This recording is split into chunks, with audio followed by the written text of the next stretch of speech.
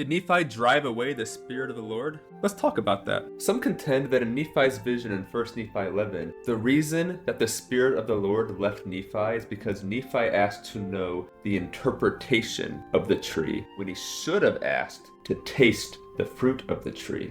But we have 13 reasons that suggest otherwise. Now first, in order to be fair, we need to take some time to lay out the background and the argument against Nephi. This will take a minute, but it's necessary to develop the points. The context here is after Lehi has his famous vision of the tree of life. 1 Nephi chapter 11 begins with Nephi pondering the things his father had seen. He's thinking about the dream. He wants to understand it. He got caught up in the Spirit of the Lord. Yeah, up to a high mountain. The Spirit of the Lord is present with Nephi and asks him what he desires. And Nephi says, I want to see what my father saw. There are a few more remarks. The Spirit now shows Nephi the tree. And he asks Nephi again, what do you desire? And here's where the controversy begins, because Nephi says that he wants to know the interpretation thereof. The Spirit then tells him to look. Nephi looks, and the Spirit is gone and doesn't return in the vision. This is the key point. And Nephi looks, he sees Jerusalem, he sees Mary, an angel descends and talks to Nephi. And the vision continues, chapter 11, 12, 13, 14. And the angel asks Nephi a bunch of questions, shows Nephi an expansive vision, including the birth of Jesus, John the Baptist, the ministry of Jesus, his crucifixion, ministry to the Nephites, destruction of the Nephites. He sees America being discovered. He sees things that he is not allowed to write that will be written about by John. The issue arises because people wondering why in this vision does the Spirit leave and an angel comes and walks Nephi through the rest of the vision. And the argument is that the Spirit leaves because Nephi, when he's asked what he wants, says he wants to understand the dream instead of saying he wants to taste the fruit. The argument goes like this. We should want to be tasting the fruit, experiencing it in our lives, living that way, and just wanting to, quote unquote, understand or have an intellectual understanding of Lehi's vision is the wrong call, that it's less good and it was a mistake. And that the Spirit has left out of disappointment or frustration or realizing maybe Nephi isn't worthy because all he wants is understanding instead of experience. I think that's a good that's right. summary of what's being said here. Yeah, Nephi's request was the wrong one. It was less than. So he got a lesser being to explain to talk to him. Let's see if the scriptures support these charges against Nephi. So we have a number of points. The first thing we want to say about the fact that Nephi chose to have an interpretation of the vision rather than to taste the fruit himself is this. There is no fruit. And that was a dream. Lehi was asleep at night. There isn't anything to taste. It was a dream experience that symbolizes something, right? And that's clear because Lehi expresses his concern about Lemuel, not that they missed out on a delicious treat, but that they might be cast off from the Lord. So there wouldn't be any confusion by the time Lehi is done with 1 Nephi 8 that this wasn't a literal expression. Everybody listening would know there's something deeper going on here. Exactly. Nephi knows that it's a purely symbolic fruit. You can't eat a metaphor. If Nephi were to say to the Spirit, I want to taste the fruit, that's like Nephi if he saw a representation of the 10 virgins saying, I want to hold a lamp. Like, there is no lamp. There is no fruit. Lamps were made up to make a point. Yeah. The fruit is making up a separate point. It would be so much weirder if Nephi prayed for understanding, got caught up in a vision, and then said, I want to taste that. The Spirit would probably have said, there's a misunderstanding here. The fruit was just a symbol. I thought you were here to understand the symbol. Yeah. You want to eat? Yeah. That'd be way weirder. Think about Joseph, who was sold into Egypt, and the solution to the king's problem wasn't for Joseph to step into the dream, grab some dream corn, and bring it back to feed the people. There wasn't any corn.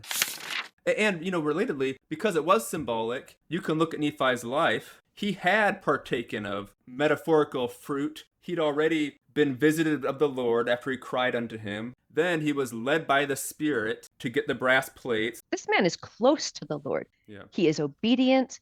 He is prayerful. Everything he has done up to this point shows how much he has partaken of the fruit. His devotion to the Lord is very real, and it's not going to be improved by eating dream fruit. In Lehi's dream, Nephi does partake of the fruit, and Nephi knows this, and the Spirit knows this, and the angel knows. Everybody involved knows that in Lehi's original dream, Nephi partook of the fruit. Yeah, so those that want a dream Nephi to partake of dream fruit can check that box. It's also a category error to confuse participants with observers. Nephi was shown glimpses of Lehi's dream, like watching a film, watching a movie. Lehi was asleep in the dream, walking around in the dark. Nephi was not. So asking Nephi, who's not a participant, but only an observer, to want to be eating the fruit, it's like if we're watching Ratatouille and asking to eat the Ratatouille in the movie. Only the characters in the movie can eat the food in the movie. We're not in it. Yes. And Nephi saw lots of things. Nephi also didn't ask to hold baby Jesus when he saw him. Why not? That'd be a nice thing to do. That was his chance. No, that wasn't his chance. He wasn't actually there.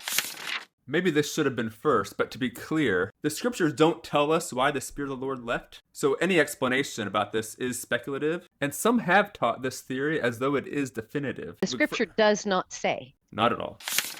Look, we don't know anything about divine beings and how they travel, what makes them come and go. Like, who are we to presume in this case we know something about why the Spirit of the Lord would leave? So why did Angel Moroni come 4 times to Joseph Smith and not 3 or 7 or 20? Like, we have no idea. Look, as long as we're just making things up about why the Spirit left and the angel came, what if the angel is one of Nephi's ancestors and requested special dispensation to show him the history of the Nephites? Sure. I mean, there's as much evidence for that as for anything. I can make that up too. There's no reason to make something up that is critical of Nephi when there's nothing else in the text to suggest that he's doing anything wrong.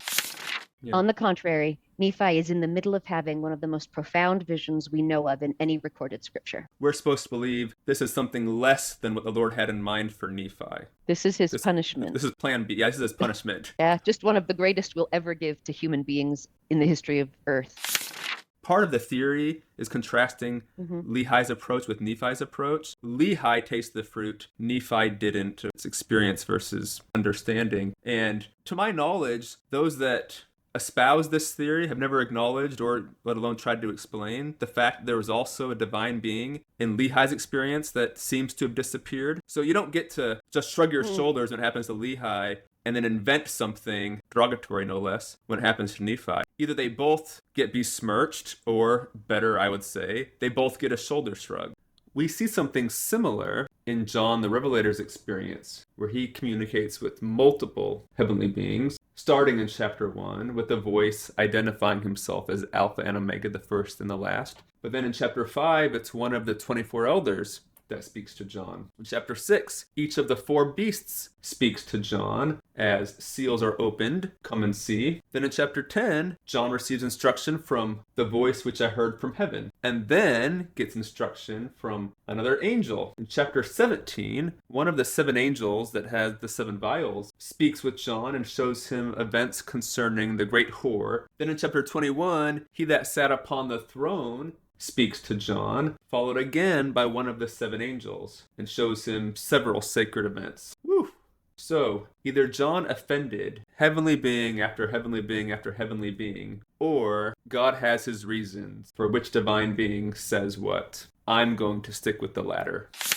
As long as we're talking about differences between Nephi and Lehi's experience, Lehi also just had a dream while he was asleep, and the Lord had important information to give to him that they gave to him in this symbolic fashion. Nephi sought, not necessarily a vision, but he wanted to understand. That was the entire purpose of his prayer, was to get understanding. So it seems very odd that if Nephi gets this vision in response to the fact that he was wanting to understand what his father's vision meant, that they would then assume that the Spirit is unhappy with him for saying, yeah, understanding is the thing I'm wanting. That's how it started. He hasn't changed. Nephi didn't change his mind.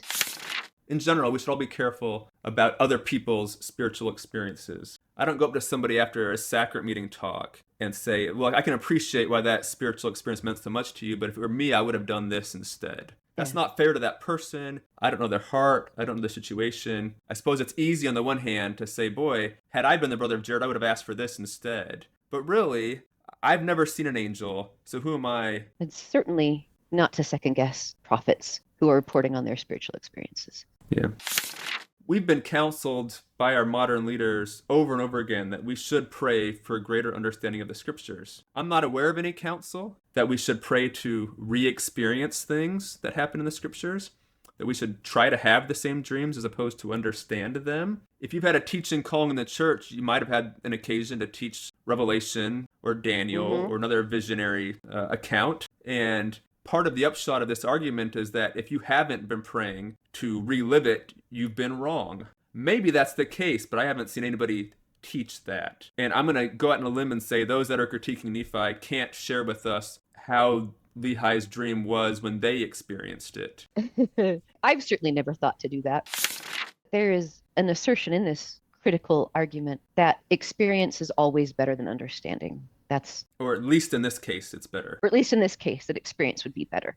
In any place that I have encountered this criticism of Nephi, I've never seen anyone defend that assertion. I feel like if you want to claim that, which may be correct, but I think you'd be well served to explain why experience is better than understanding. We actually have lots of examples in the scriptures and in words from the prophets where we are told to seek understanding. We were told to study things. So simply saying experience is better than understanding isn't enough. Why in this case would it be more important for Nephi to be a participant in the dream rather than an observer? He already believed the vision itself had happened.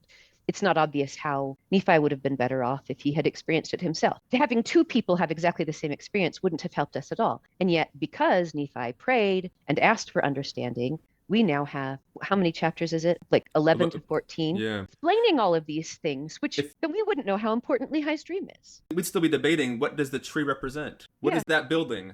And immediately around him, his brothers, who they seem to have taken Lehi's dream and his subsequent teaching seriously, but they didn't understand it. Nephi goes back in chapter 15 to find them disputing. Nephi's inspired understanding of the vision blessed them profoundly. He was able to answer their questions, and it says they humbled themselves before the Lord, and Nephi had great hopes for them. It was way better for Lemuel let Nephi got understanding instead of just having the same experience and going back and telling them, yep, I saw it too. Or worse, going back and saying, yep, I tasted it too. It sure was yummy. Yeah. They're still saying, yes. I know the dream fruit is yummy. What is it supposed to mean to me? Nephi is telling us what that means. Millions of people have benefited from that. If nothing else, understanding has a wider application. One person can have a vision, and then millions of people can have the understanding that came from that vision. And there may be many, many times in our lives where it's important that we experience things for ourselves.